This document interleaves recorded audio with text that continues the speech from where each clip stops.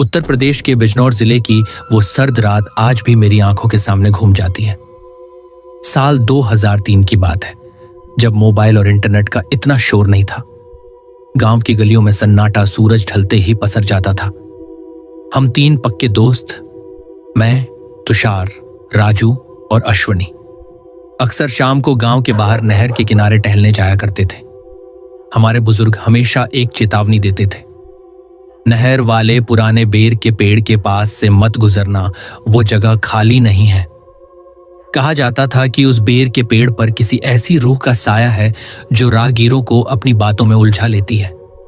लेकिन जवानी का खून था, हम इन बातों को सिर्फ किस्सा समझते थे। उस रात का खौफनाक मंजर, उस दिन गांव में एक शादी थी। हम तीनों देर रात करीब 11:30 दावत खाकर घर लौट रहे थे। छोटा रास्ता पकड़ने के चक्कर में हमने उसी पुराने रास्ते को चुना जहां वो पुराना बेर का पेड़ खद्दा था। जैसे ही हम उस पेड़ के करीब पहुंचे, अचानक हवा का चलना बंद हो गया। बिजनौर की उस कड़ाके की ठंड में भी हमें पसीना आने लगा।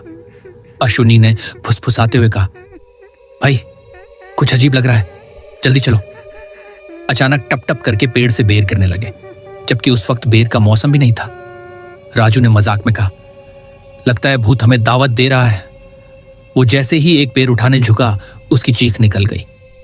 जो बेर जमीन पर गिरे थे वो बेर नहीं बल्कि छोटे छोटे पत्थर थे जो खून से सने हुए थे। हम डर के मारे भागने लगे। भागते भागते पीछे मुड़कर देखा तो अश्वनी हमारे साथ नहीं था।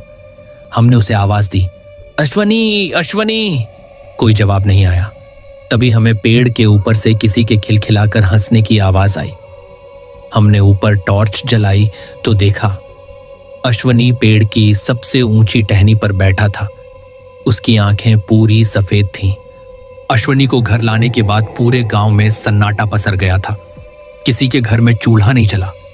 गांव के सबसे बुजुर्ग रहमत चाचा, जिनकी उम्र 90 के पार थी, उन्होंने चेतावनी दी थी, इसे अकेला मत छोड़ना, वो साया अपना निशान छोड़ गया है।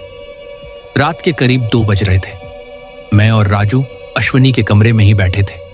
अचानक सन्नाटे को चीरती हुई एक आवाज आई, खुरच खुरच।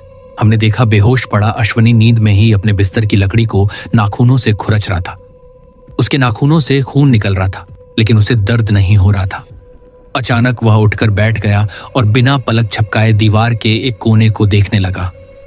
राजू ने कांपते हुए हाथ से अश्वनी को हिलाया, भाई अश्वनी क्या हुआ? अश्वनी ने धीरे